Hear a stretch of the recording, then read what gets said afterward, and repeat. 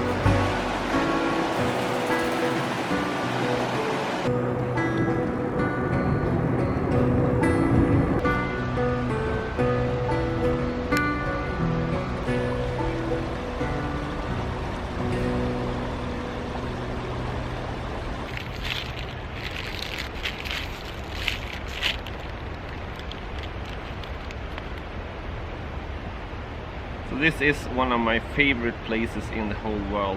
This is Storforsens Nature Reserve, and I've been here pretty much once every summer for the last couple of years. I was here 2 years ago when I did my tour from Gällivare down to Skellefteå, and I can link that video up in the corner here.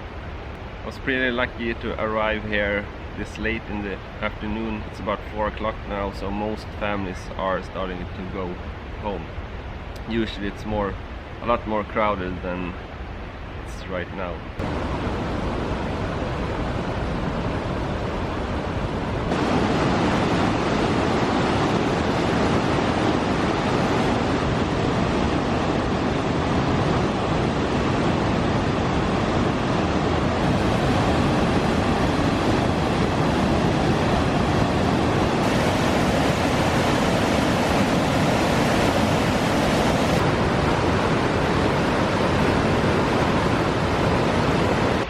Another thing I really like about Storforsens Nature Reserve is that everything here is wheelchair accessible, which also makes it bike touring accessible and bikepacking accessible. So you can basically just take your bike all the way up to the platform where you can watch the rapids. Otherwise, going to one of these sites when you're on a bike tour can be pretty difficult, since you have to leave your bike. Even though you can lock it, I always feel like I don't want to leave it too many minutes alone, since I don't want people going through my stuff.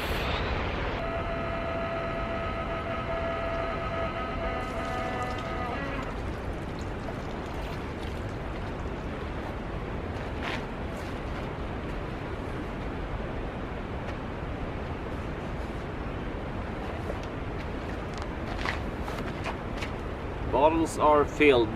Now I'm rolling on towards the next stop, which is a nearby town called Vidsel. It's about 9 kilometers away from here, where I plan to have a pizza.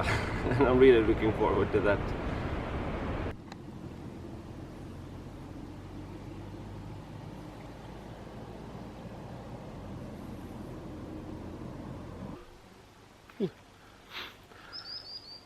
So I just turned off the road and found this nice place down by a lake down here. But when I went down from the main road, there was some kind of sign that said no trespassers or something like that. But those signs aren't really applicable here in Sweden, since we have the allemansrätten, so you're basically allowed to pitch your tent anywhere you want, as long as it's 100 meters from the nearest building. And this flat space looks kind of nice, but there seems to be some kind of impromptu dirt bike track over there. So I think I'm just gonna head back sort of halfway up to the main road, where there was a bit of elevation. So I'm gonna see if I can pitch my tent over there, so I don't get bothered by other people during the night.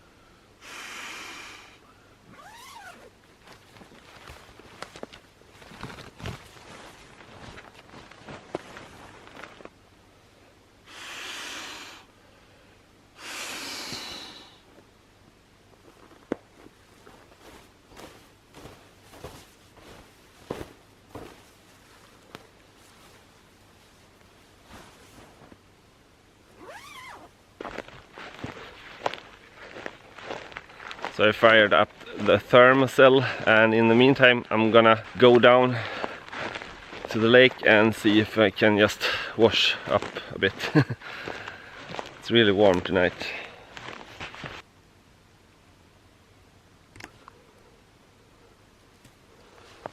Seems like the first blueberries have arrived as well.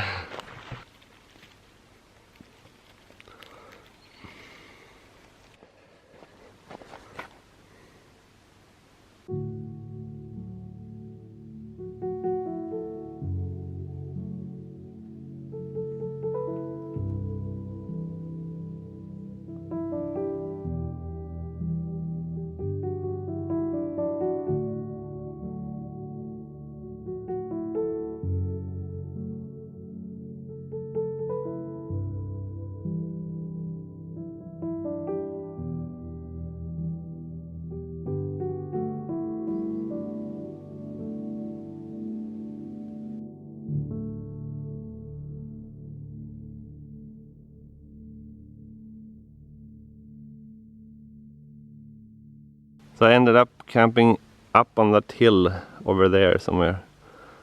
Can you spot my tent from here? Didn't think so. So that's one of the main principles I go after when I try to find my wild camping spots. Make sure that you're always camped out way above the road. If you're camped out below, people can easily spot you from the road, but if you're camped out a bit up, people rarely tend to look that way. Sometimes you have days like yesterday where you run around like a madman trying to find a lost bag at 8 o'clock in the evening, set up camp at 9 and eat your dinner at around 10. And then you have days like this one where you cycle 85 kilometers, eat a nice dinner, visit a couple of nice rapids, and have set up camp and eaten before 8 o'clock. And for some of you, you might think 8 o'clock, isn't that a bit late? Well, for me, 8 o'clock is super early, especially here in Sweden where the sun never really sets. I'm just now about 100 kilometers below the Arctic Circle, so I think the sun on paper sets for maybe 2 hours in the evening or in the night, but it never really gets dark, so you can basically cycle all night if you want to. Well, I talked about some of the tips that I normally use when I find these wild camping locations, but I forgot to mention how I got started. First of all, I saw this lake from the road and I picked up my phone and looked if there was some kind of road going down to the lake, so I wouldn't have to carry my bike as I usually do. Anyways, so I found this little road here, and on the map it looked like there were no buildings or anything around here. So that's a good tip. Try to find a road and see if there are no buildings around. That's usually a sign for a good camp spot.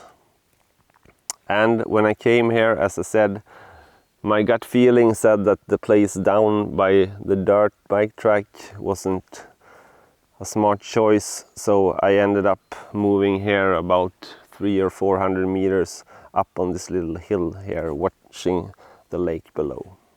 And as you can see, I'm sitting outside my tent, and normally this wouldn't be possible, but I bought this thing called a thermocell before I went on this trip, and I was kind of skeptic that this would work, but it has worked wonderfully so far. I would never be able to sit outside like this in Sweden in July. I would just be eaten by midges and mosquitoes. So that's a good tip if you're ever thinking about doing a bikepacking trip or a bike tour here in Sweden, to invest in one of those thermocells. Life gets so much better if you're able to sit outside your tent without being swamped by mosquitoes and midges. There are a couple of them flying around here, as you can see, but they don't really do anything. They're kind of drunk from the smell of the thermocell, I think. So anyway, thanks for following along this day on my bike tour along the Peter River. If you haven't watched the first installment of this trip, you can do so by clicking the link up in the corner here. And the third day will come in about a week's time, and you can watch that by clicking the link down here. Otherwise, until next time, have a good one.